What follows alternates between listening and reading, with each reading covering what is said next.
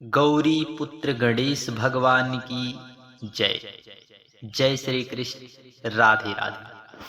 प्रिय भक्तगणों, आज हम सभी लोग बड़ी ही पवित्र पावन एकादशी के व्रत की कथा को श्रवण करेंगे। प्रिय भक्तगणों, बड़े ही निष्ठा भाव से, सच्चे हृदय से इस पवित्र पावन कथा को संपूर्ण अवश्य सुनिए, क्योंकि शास्त्रों और पुराणों में सुनना भी एक उच्चतम कोटि की भक्ति का स्वरूप है। आइए हम सभी लोग इस हिंदू नववर्ष की, हमारे हिंदू नववर्ष का प्रथम महीना है और पहली एकादशी है, तो ऐसे में हम सभी लोग पापमोचनी एकादशी के व्रत की कथा को बड़े ही प्रसन्नचित भाव से श्रवण करेंगे। वैसे तो सभी माह में एकादशी पड़ती हैं और सभी माह की एकादशियों का अलग अलग महत्व है, परंतु इस एकादशी जो कि देखिए पहला माह और प्रथम एकादशी, बड़ी एकादशी, इस एकादशी का तो अपना अलग ही महत्व है, क्योंकि हमारे द्वारा मन से, वाणी से, कर्म से पाप हो ही जाते हैं, किसी ना किसी क्षण पाप हो ही जाते हैं, परंतु यदि हम भगवान के आश्रित रहते हैं, भगवान पर विश्वास है हमारा, तो निश्चितता है उन पापों से हमें मुक्ति अवश्य प्रदान होती है। तो ऐसे में हम सभी लोग आज चैत्र मास की पापमोचनी एकादशी के व्रत की कथा को श्रवण करेंगे। कथा को संपूर्ण अवश्य सुने, आधा अधूरा छोड़कर जाने की गलती ना करें। और इस फाल्गुन, इस चैत्र मास में पड़ने वाली इस पापमोचनी एकादशी का व्रत भी बहुत से लोग करते हैं। शास्त्रों और पुराणों में इसके जैसा कोई व्रत भी नहीं है। हम सभी लोग आज इस कथा को अवश्य श्रवण करते हैं, क्योंकि हमारे द्वारा किसी ना किसी रूप में पाप हो जाते हैं और पापमोचनी एकादशी के व्रत की कथा को यदि श्रवण कर लिया जाए, यदि व्रत कर लिया जाए, तो वह पाप निश्चित है कट जाते हैं। एक बार युधिष्ठिर जी ने भगवान श्री कृष्ण जी से पूछा, हे माधव, आपने फाल्गुन मास की एकादशी का वर्णन किया और जब जब एकादशी की तिथि आती है तब तब हमारे मन मस्तिष्क में अलग आनंद ही रहता है और भगवान के नामों और भगवान की कथाओं को श्रवण करने का परम आनंद हमारे हृदय में प्राप्त होता है। एक जिज्ञासा का भाव रहता है, हे माधव, अब चैत्र मास की कृष्ण पक्ष की एकादशी का क्या नाम, इसका क्या महत्व है, इसको किसने किया था और उन्हें इस व्रत को करने से किस फल की प्राप्ति हुई थी। हे माधव, अब हमारे मन की उत्पन्न हुई इस जिज्ञासा को शांत करने के लिए एकादशी की संपूर्ण विधि और महात्म की कथा को सुनाने की कृपा करें। तब भगवान श्री कृष्ण बोले, राजेंद्र, मैं तुम्हें इस विषय में एक पाप नाशक उपाख्यान सुना, जिसे चक्रवर्ती नरेश मानधाता के पूछने पर महर्षि लोमस जी ने कहा था। मानधाता बोले, भगवान, मैं लोगों की हित की इच्छा से यह सुनना चाहता हूं कि चैत्र मास के कृष्ण पक्ष की किस नाम की एकादशी होती है, उसकी क्या विधि है तथा उससे किस फल की प्राप्ति होती है। कृपा करके सब कुछ हमें बताने की कृपा करें।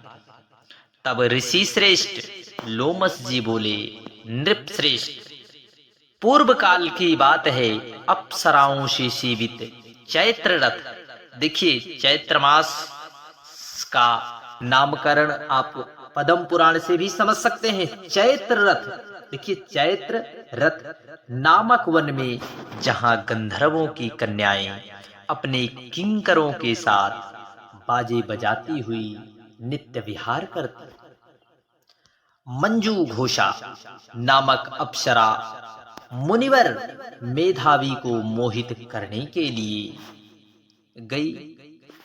वे महर्षि उसी वन में रहकर ब्रह्मचर्य का पालन करते थे।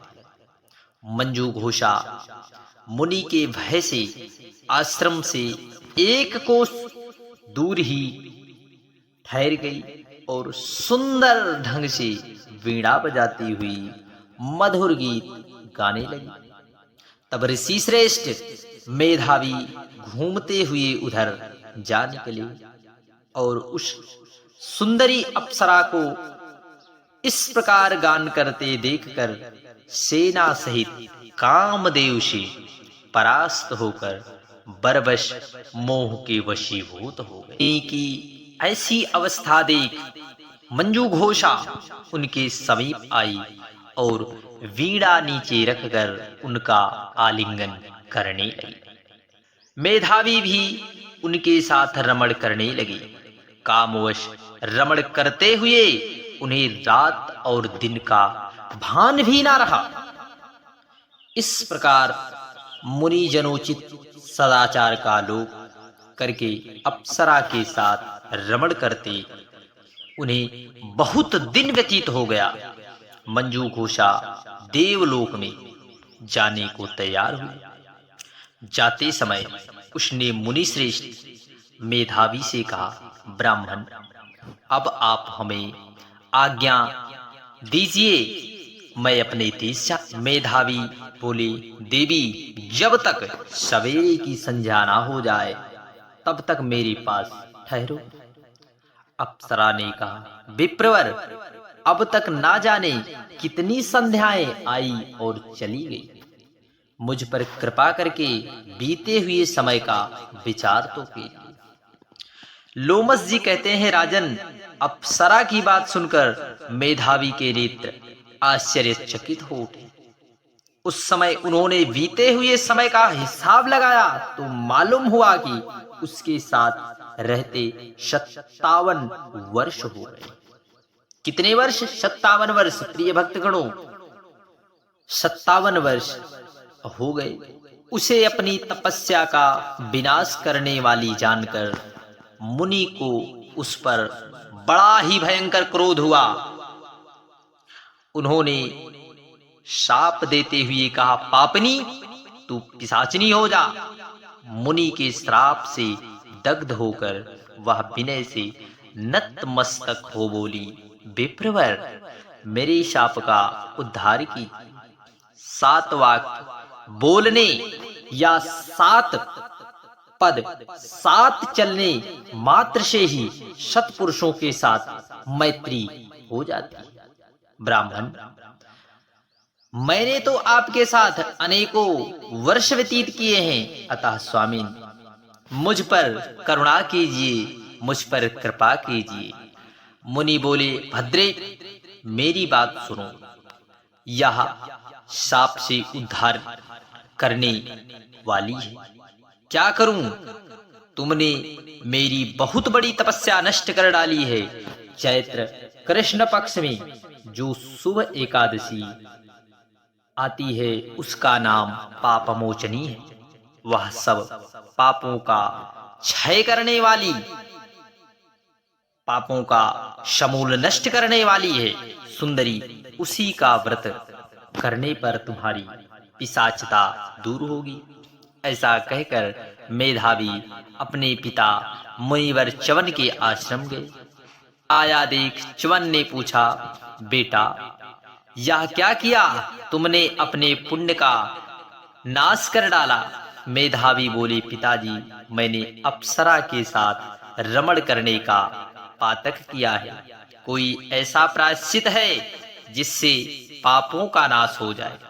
च्यवन बोले, बेटा, चैत्र कृष्ण पक्ष में जो पाप मोचनी एकादशी होती है उसका व्रत करने पर पाप राशि का विनाश हो जाता है। पिता का यह वचन सुनकर मेधावी ने उस व्रत का अनुष्ठान किया। इससे उनका पाप नष्ट हो गया और वे पुनः तपस्या से परिपूर्ण हो गए। इस प्रकार मंजू घोषा ने भी उत्तम व्रत का पालन किया। पाप मोचनी का व्रत करने के कारण पिशाच योनि से मुक्त हुई और दिव्य रूप धारिणी श्रेष्ठ अप्सरा होकर स्वर्गलोक में चली गई। जो श्रेष्ठ मनुष्य पाप मोचनी एकादशी का व्रत करते हैं उनका सारा पाप नष्ट हो जाता है। इसको पढ़ने और सुनने से सहस्त्र गोदान का फल मिलता है। ब्राह्मण हत्या, स्वर्ण की चोरी, सुरापान, गुरु पत्नी गमन करने वाले महापातकी भी इस व्रत के करने से पाप मुक्त हो जाते हैं। जय श्री कृष्ण, राधे राधे। जय श्री कृष्ण, राधे राधे। हम आप सभी लोगों तक एक पवित्र पावन भगवान श्री कृष्ण और राधा रानी की पवित्र पावन कथा को अवश्य श्रवण करेंगे। बात उस वक्त की है जब भगवान श्री कृष्ण और युगल छवि श्री राधा रानी जी एक वन में खेल रहे थे। भगवान श्री कृष्ण जी और राधा जी दोनों वहां पर अकेले थे। इस बीच श्री कृष्ण जी ने राधा जी को एक बरगद के पेड़ के पीछे जाकर उनकी आंखों को अपनी पीतांबर से बांधकर उनको वहीं पर खड़ा रहने को कहा और वहां से थोड़ी दूर पर एक कदम के वृक्ष के नीचे जाकर श्री राधा जी के लिए एक उपहार तैयार करने लगे। कुछ पल ऐसा व्यतीत हुआ और थोड़ा विलंब होने लगा तो राधा जी बरगद के वृक्ष के पीछे से आवाज लगाई कि वो अब थोड़ी ही देर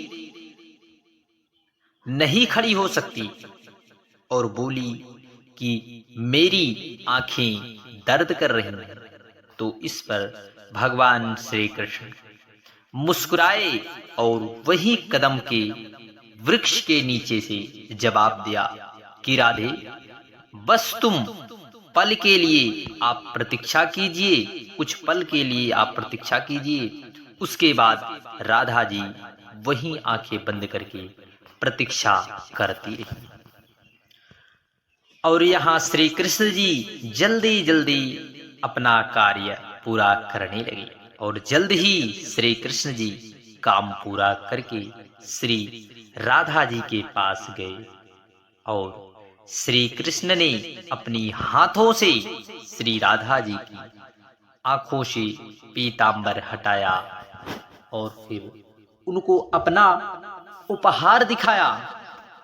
श्री राधा जी को कदम के वृक्ष के नीचे ले गए। वहां पर पहुंचकर राधा जी को खूबसूरत उपहार देखकर प्रसन्न हो गए। श्री राधा जी ने जब देखा एक विशाल पुष्प से सजा हुआ झूला देखकर तो वे एक छोटी बच्ची की भांति उस झूले से जा लगी। भगवान श्री कृष्ण ने बड़ी लगन से ये उपहार श्री राधिका जी के लिए तैयार किया। फिर राधा जी उस झूले पर बैठकर श्री कृष्ण जी से बोलती हैं, कान्हा पीछे से थोड़ा झूले को धक्का लगा दो। फिर श्री कृष्ण प्रसन्न हो मन से झूले को पीछे से धक्का लगाने लगे और श्री कृष्ण जी ने इस प्रकार झूले को यमुना नदी के तट पर बनाया था कि जितनी बार श्री कृष्ण जी झूले को धक्का लगाते हैं और राधा जी जब आगे की ओर जाती या पीछे की ओर आती तो राधा जी की कोमल चरण यमुना जी निर्मल लहरों को छूटे हुए निकल जाते। ऐसे ही कुछ वक्त चलता रहा। फिर अचानक श्री राधा जी की नजर उस झूले में लगी एक श्वेत पुष्प पर पड़ी। उस पुष्प को देखते ही श्री राधा जी बहुत प्रसन्न हो गई।